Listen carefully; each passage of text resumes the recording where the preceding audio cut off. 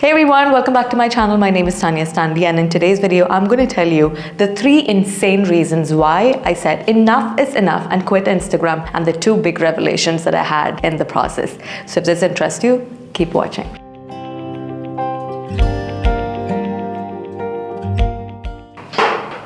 Wow, this does feel like a date. I am stressed out about what to wear, what do I ask you, what do I talk about? I couldn't sleep last night. I'm excited. At the same time, I'm stressed out thinking, how do I get to impress you? So I'm excited, guys. Day 2. So around this year's Lionsgate portal time, I started noticing more and more people quitting Instagram. I don't know if it's just me or if you guys have noticed the same as well. I saw first Aubrey Marcus saying, I am going dark for a while because he was going to focus on his book. And then I met my cousin sister, Rico, who was saying that even she's quit Instagram and life has become so much more peaceful. And in the meantime, I'm also seeing other people quitting Instagram one by one. And that's when I decided, you know what, I need to do it, because this has been going on in my head for a while. I'm like, I want to quit Instagram. I want to quit Instagram. I want to quit Instagram. But I just didn't have the courage to do it for some stupid freaking reason. I don't know why. And finally, I decided to do it. And this is why. The insane reason, number 1, Instagram kept making me feel like shit. I mean, I'm going into this state of wanting to meditate, wanting to find the wealth of knowledge that's within me, wanting to channel, wanting to cut out all of the noise. And then you've got Instagram, where every time you log on, you've got people saying, hey, look at me, I'm doing this, I'm traveling the world, look at me, I am going on dates even if I'm not in a relationship, look at what I'm buying, look at what I'm wearing, look at where I'm going to eat. And I'm like, I don't want all of that. I just want to sit at home or in a place where I feel comfortable and at peace, and I want to go deep. I want to find the wealth of knowledge that is within me. I want to cut out all of the noise. But I just kept getting distracted by the ego self in me, which kept saying that, you know what, you can't do that because you won't fit into the society anymore. You do need to go out. You need to check that things out. And I kept wondering whether it's something wrong with me, right? I had this feeling where my dreams were probably not big enough, because all of a sudden my desire to want wealth in the form of material wealth started it just stopped. Like I don't want anything outside anymore. I don't want to travel anymore. I don't want to possess more and more of these materialistic things, because I felt like it was bogging me down. It felt like this anchor that was, the more things you own, the more it's going to restrict you from flying and being free and being a free bird and going and trying out these different things. And it just kept getting more and more depressing for me every time I logged on to Instagram. It was just not the kind of world that I wanted to envision, or the kind of reality that I wanted to be a part of when the earth splits. That is reason number 1. Reason number 2, I began to realize the insane propaganda behind wars. There was this video, I don't know if you guys saw it. There was this video of this young boy who's in Gaza. He was shaking and trembling out of fear. And then there's another video started circulating 3 months later, where this same boy was in Abu Dhabi with his parents, and he looked just totally normal. And that just sent so many red flags to me, because I remember clearly watching this video called The Cabal, The Fall of the Cabal, on Rumble. I don't know if any of these things are going to cancel me or put me under this blockage. And so I saw this same thing, and in Cabal, it says that there were so many of these videos that is created, where they create this entire set. You know how they make movies, right? So they make this entire set, rubbles and destruction, and then these actors over there, and they put up all of these things, and then they shoot it, they film it, and then they post it everywhere, so that people like us would fall for it, and we would send money to all of these charity and these organizations like UN and that and this, and all this money is being used by the people who are way above it and who's using it. I started questioning every single news outlet that comes out that says that this is what's happening in this country, that's what's happening in this country, and it just started making me not trust in the kind of news that came out anymore. And also, every time I see this ad that comes out of UN, which is Liam Neeson from, the actor that acted in the movie Taken. So he's like, just something about it keeps telling me that there is something fishy that's going on. I don't believe in it.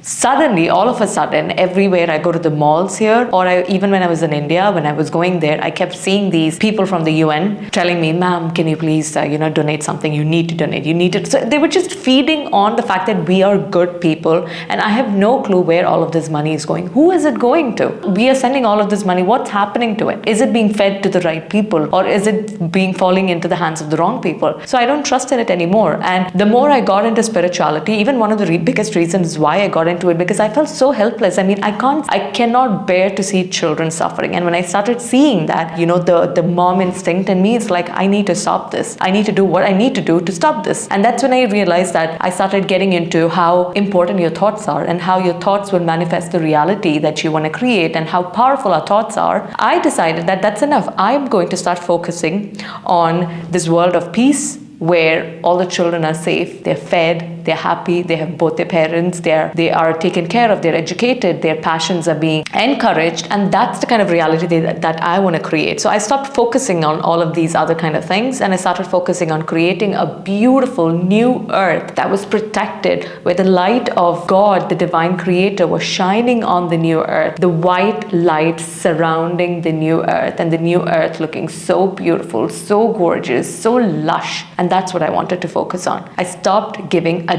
damn about what's happening and the kind of war propaganda that they were. The more you keep focusing on all of this, the more days you're adding onto it. You're adding one extra day of war. Do we really need that? That itself started to send a lot of red flags to me about, do I need to trust anything that is being showcased on Instagram anymore? Insane reason number 3. I started getting afraid of Instagram more than God. I mean, come on, seriously, nobody should have this amount of control over anybody. Some hackers hacked into my Instagram account, and then they posted the story, and now Instagram has punished me. I'm like, I got my account back, thank God, but I'm not supposed to send any DMs for the next so many days. I'm not supposed to go live for so many days. I mean, who the F are you to tell me what I should do or shouldn't do? Even when I had Genevieve Tager on the podcast and I asked God, why can't you stop the wars? God said that, you are mini creators just like me. You can create bliss, or you can create glory, or you can create lack. Whatever it is, it's up to you to create. Who am I to stop it? You want to experience anything. So God was super neutral about it. So if God himself is not going to stop you from doing it, who the F are you, Instagram, Facebook, to tell me what to do, what I should post, what I should talk about, what I shouldn't talk about? Like, seriously, no one should have that amount of control. And that's one of the biggest reasons why I just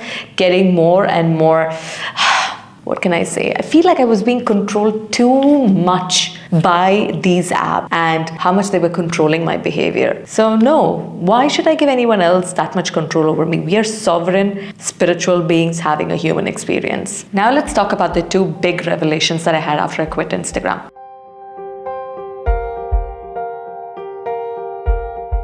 Once I quit Instagram, for the first time ever, I realized that I didn't know who I was out of the gram. Picture this, right? I'm walking in the malls. I'm checking out these clothes that's hung up in Zara and all of these places, which I consider to be my favorite place because that's where I've been going all of these years. And what I realized is after I quit Instagram, when I went to these places, I didn't like anything that was kept there. And I realized how much Instagram controlled even what I wore or how I post for pictures. So every time the Tanya who had the gram, who had the Instagram, every time I go to Zara or I go to these shopping places, I would look at the place and then I would start, looking at those clothes that's hung there, and I would picture how would it look on the Instagram? How will this look at when I go to the place that I'm going to? Because I usually buy clothes when I have to go to these restaurants and I want to take pictures over there. So I would go to the restaurants first, as in I would go to the account of the restaurant first. I would look at the spot where most of the influencers would stand and take pictures. Then I would imagine, okay, what kind of attire would look good in that spot, and then I will go to Zara and then buy that clothes, buy the attire that would suit that place of that restaurant that I saw on Instagram, so that I can go there wearing this and pose over there. And I also try to keep in mind the kind of